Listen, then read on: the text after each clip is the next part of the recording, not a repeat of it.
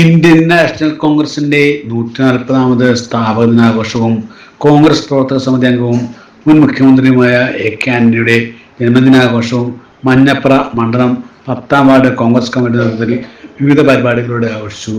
പതാക ഉയർത്തൽ, 70 വയസ്സിന് മുകളിലുള്ള കോൺഗ്രസ് പ്രവർത്തകരെ ആദരിക്കൽ, മധുരപലഹാര വിതരണം എന്നിവ ഉണ്ടായിരുന്നു.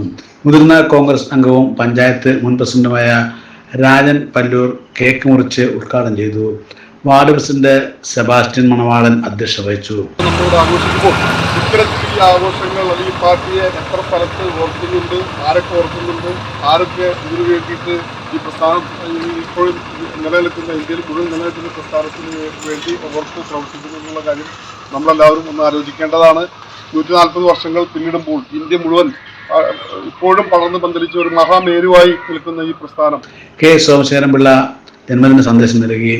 പണ്ഡിറ്റ് ജവഹർലാൽ നെഹ്റു, മൗലാന അബ്ദുൽ കലാം ആസാദ് തുടങ്ങിയ ധീരദേശാഭിമാനികളെ ഓർമ്മിച്ചുകൊണ്ടും മഹാത്മാഗാന്ധിയുടെ സേവന തൽപരതയെ ഓർമ്മിച്ചുകൊണ്ടും ഈ പ്രസ്ഥാനം ഒട്ടനവധി പ്രതിസന്ധികളെ അതിജീവിച്ച് 140 വർഷം പൂർത്തീകരിക്കപ്പെടുമ്പോൾ ലോകത്തിന് തന്നെ ഒരു ഇതിഹാസമായി മാറിയിരിക്കുന്നു Indian national Congress.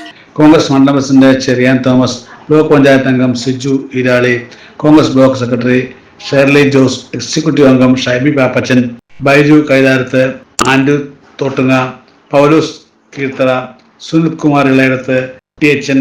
മൂടേരിപ്പടി, K P. Stanley, Varkey Oliyapuram, Johnson തിരുവനന്തപുരത്തിൽ, ജോസ് തോട്ടക്കര എന്നിവർ സംസാരിച്ചു. കൊച്ചി.